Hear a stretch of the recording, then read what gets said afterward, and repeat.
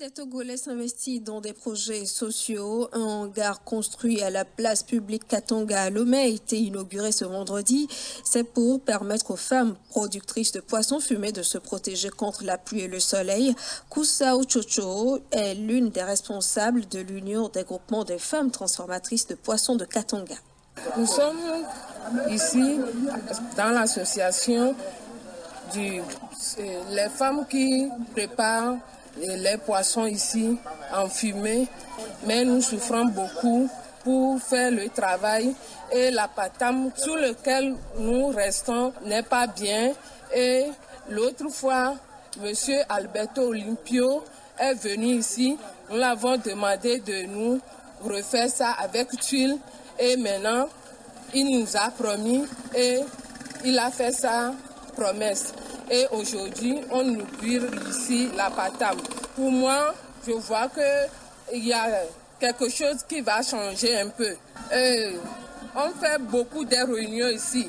Et tous les partis politiques qui viennent ici, c'est là qu'on reste beaucoup pour faire les réunions. Et le dimanche, quand on n'est pas parti au marché, on reste là-bas pour faire nos activités.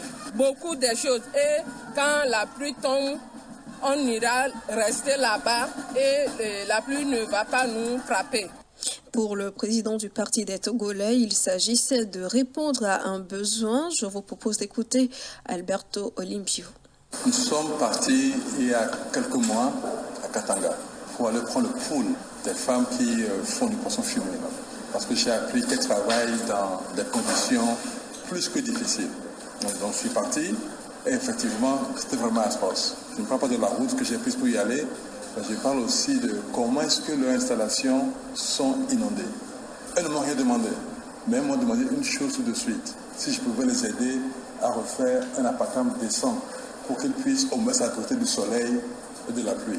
Je leur ai dit que je n'ai pas besoin d'attendre d'être président de la République pour le faire.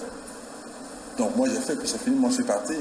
Elles ont tenu à ce que je revienne, parce qu'elles voulaient me remercier. Mais en fait, c'est moi qui leur dis merci pour le travail qu'elles font, pour leur volonté, leur détermination. Un président de la République doit pouvoir s'occuper de tous les problèmes d'un pays. Et au Togo, malheureusement, tout est prioritaire. Elles veulent que leurs enfants puissent trouver du travail.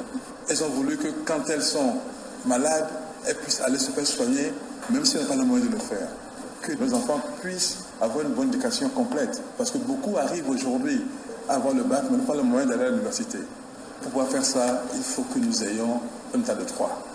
Il faut que la justice soit vraiment impartiale et indépendante. Il faut avoir des institutions fortes. J'ai dit dans mon livre qu'il faut absolument que nous changeons et modernisons notre constitution.